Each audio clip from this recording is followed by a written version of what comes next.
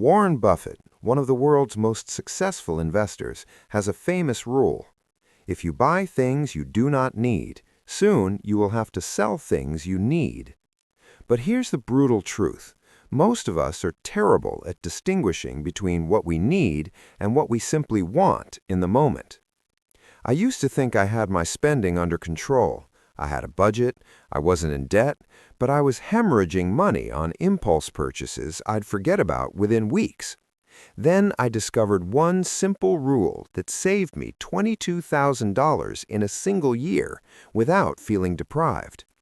It's called the 72-hour rule, and it's about to change how you think about every purchase you make. My name is Alex, and I help teach people about money, personal finance, and investing. If you're tired of wondering where your paycheck goes and want to keep more of your hard-earned money, make sure to subscribe and hit that like button if this helps you. My impulse spending wake-up call. Let me take you back to exactly 1 year ago. I'm sitting in my apartment in Los Angeles, surrounded by boxes from Amazon, shopping bags from stores I visited just to browse, and gadgets I bought because they were on sale. I decided to do an audit. I went through my credit card statements for the previous 6 months and highlighted every purchase that wasn't essential, meaning anything beyond rent, utilities, groceries, insurance, and gas. The number made me sick. $11,247 in 6 months on things I didn't need. A $400 espresso machine when I already had a perfectly good coffee maker. A $180 pair of wireless earbuds when my old ones worked fine. I just wanted the newer model. A $95 subscription box for curated snacks that I literally threw away half of each month. A $350 smartwatch with features I never used. But here's what really got me. I couldn't remember the moment I decided to buy most of these things. They weren't planned purchases. They were impulse decisions made in weak moments when I was bored, stressed, or just scrolling through my phone. I did the math on what that money could have been instead. If I had invested that $11,247 in a basic S&P 500 index fund, averaging 10% annual returns, in 30 years that would grow to over $196,000 from just 6 months of impulse spending. I was literally buying my way out of early retirement, one unnecessary purchase at a time. That's when I stumbled across the 72-hour rule in a personal finance forum, and it seemed almost too simple to work. Before buying anything non-essential over a set dollar amount, you must wait 72 hours. If you still want it after 3 days, you can buy it guilt-free. The concept is brilliant because it doesn't require willpower or discipline in the moment of temptation. You're not saying no to yourself, you're just saying not right now. Here's the psychology behind why this works so effectively. The dopamine trap. When you see something you want, your brain releases dopamine, the same neurotransmitter involved in addiction. This creates a feeling of urgency and excitement that has nothing to do with the actual value of the item. You're not thinking rationally, you're chasing a chemical high. Retailers know this. That's why they use phrases like limited time, only 3 left, and ends tonight. They're trying to keep you in that dopamine-fueled state where you'll buy impulsively. By waiting 72 hours, you let that dopamine rush completely fade. Your rational brain regains control, and you can evaluate the purchase based on actual value, not just excitement. The hedonic adaptation factor. Psychologists have found that humans adapt incredibly quickly to new purchases. That new phone gives you a happiness boost for maybe a week. Then it becomes normal. You stop noticing it. The joy fades, but the money is gone forever. The 72-hour rule forces you to imagine life with and without the item, helping you realize that most purchases won't actually change your happiness long term. Breaking the click-to-buy cycle. Amazon's one-click buying exists for one reason: to eliminate any friction between wanting and buying. The easier it is to purchase, the more you'll spend. The 72-hour rule adds intentional friction back into the process, making you work for the purchase. And if something isn't worth waiting 3 days for, it probably isn't worth buying at all. My 90-day experiment. I committed to testing the 72-hour rule religiously for 90 days on any non-essential purchase over $30.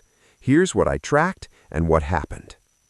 I created a simple spreadsheet with 3 columns: item, price, and still want after 72 hours. Day 1 through 30. In the first month, I added 23 items to my waiting list, total value $2,847. After 72 hours, I still genuinely wanted 4 of them. That's a 17% purchase rate. I saved $2,487 in month 1 alone, simply by waiting 3 days. Day 31 through 60. Month 2, I added 19 items worth $3,215. After waiting, I bought 3 items totaling $267, saved $2,948. But something interesting happened. I was adding fewer items to the list. The rule was changing my browsing behavior. I stopped window shopping online because I knew I couldn't buy immediately anyway. Days 61 through 90. Month 3, only 12 items totaling $1,893 made it to my list. I purchased 2 items worth $145, saved $1,748. The rule had become a habit. I wasn't even tempted by most things anymore because I knew from experience that I wouldn't want them in 72 hours. Total 90-day results. 54 items added to waiting list. Total value $7,955. Items actually purchased 9. Total spent $731. Total saved $7,224. But here's the kicker. Those 9 items I did buy after waiting, I still use every single one of them 6 months later. They weren't impulse purchases. They were intentional investments in things I genuinely valued. Meanwhile, the 45 items I didn't buy, I can barely remember what most of them were. That's how little they mattered. The shocking patterns I discovered. As I tracked my impulse urges over those 90 days, 3 clear patterns emerged. Pattern 1. Time of day weakness. I noticed that 71% of items I added to my waiting list were added between 8 p.m. and 11 p.m. After a long day of work, my decision-making was impaired. I was tired, my willpower was depleted, and I was vulnerable to the dopamine hit of shopping. Now I have a rule. No shopping after 8 p.m. unless it's a genuine emergency. Emotional spending triggers. I started noting my mood when I wanted to buy something. The results were eye-opening. 43% of impulse urges came when I was stressed about work. 28% came when I was bored. 18% came when I was comparing myself to others on social media. Only 11% came from genuine need. I wasn't shopping for things, I was shopping for feelings. Once I recognized this, I could address the real problem, my stress and boredom, instead of medicating it with purchases. The comparison trap. I noticed that after scrolling Instagram for 30 minutes, I was 5 times more likely to add something to my waiting list. I was seeing influencers with new gadgets, friends posting vacation photos, and ads for products I needed. Social media was manufacturing desire that didn't exist before I opened the app.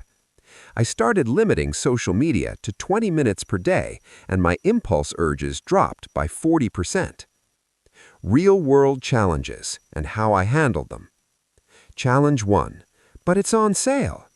This is the number 1 objection. If I wait 72 hours, I'll miss the 40% deal. Here's my response. If something is genuinely worth buying, it's worth buying at full price. Sales create artificial urgency to make you bypass rational thinking.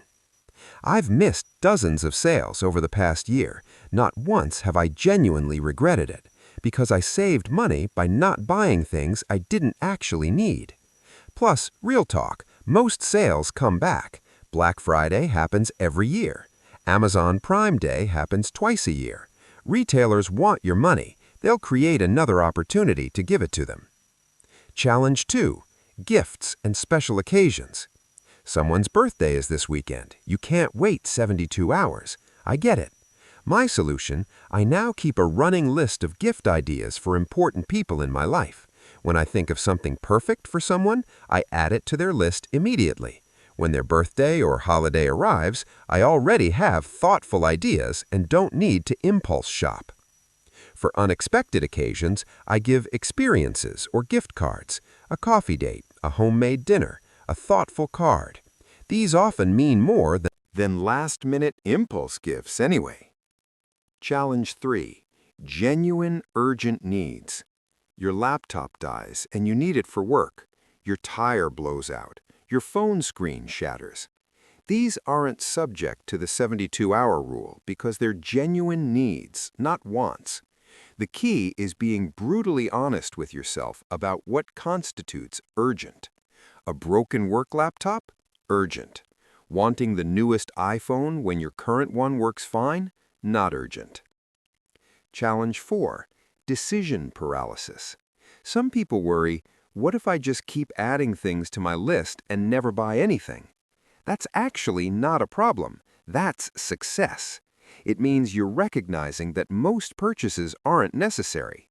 But if you genuinely still want something after 72 hours, buy it.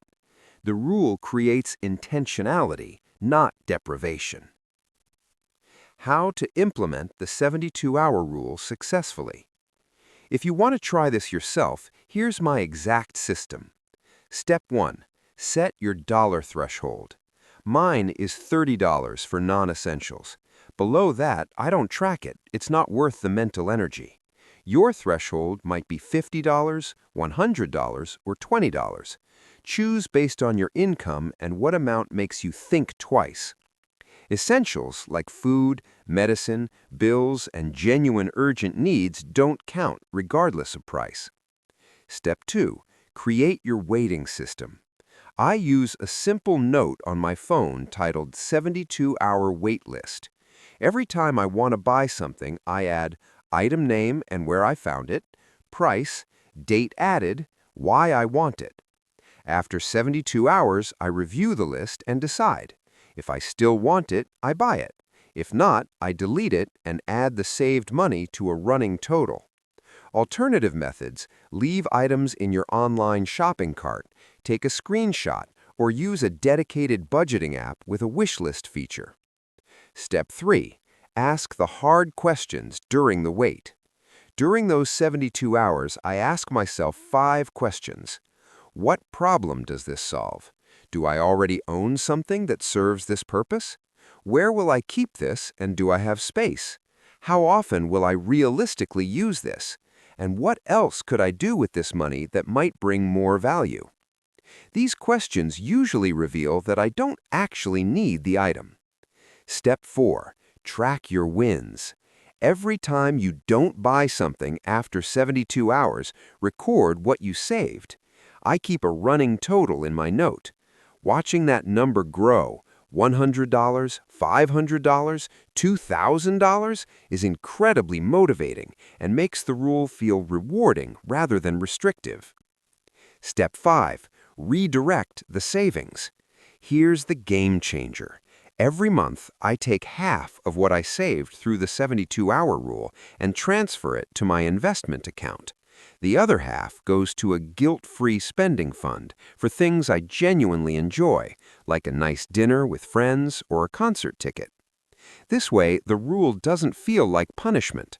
I'm still spending money on things that bring joy, but they're intentional, planned purchases rather than mindless impulses. The unexpected benefits.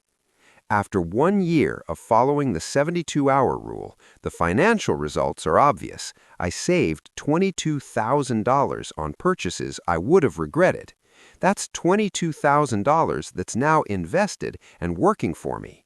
In 20 years, at 10% returns, that single year of avoided impulse spending will be worth over $148,000. But more valuable than the money is the freedom. I'm no longer controlled by advertisements, sales, or social media influencers. I decide what I value. I decide where my money goes, and those decisions are made consciously, not in a moment of weakness at 10 p.m. while scrolling my phone. Try the 72-hour rule for just 30 days. Pick your dollar threshold, create your weighting system, and track what you almost bought but didn't. I promise you'll be shocked by how much money you save and how little you actually miss those items you didn't buy. The best purchase you'll ever make might just be the one you decide not to make.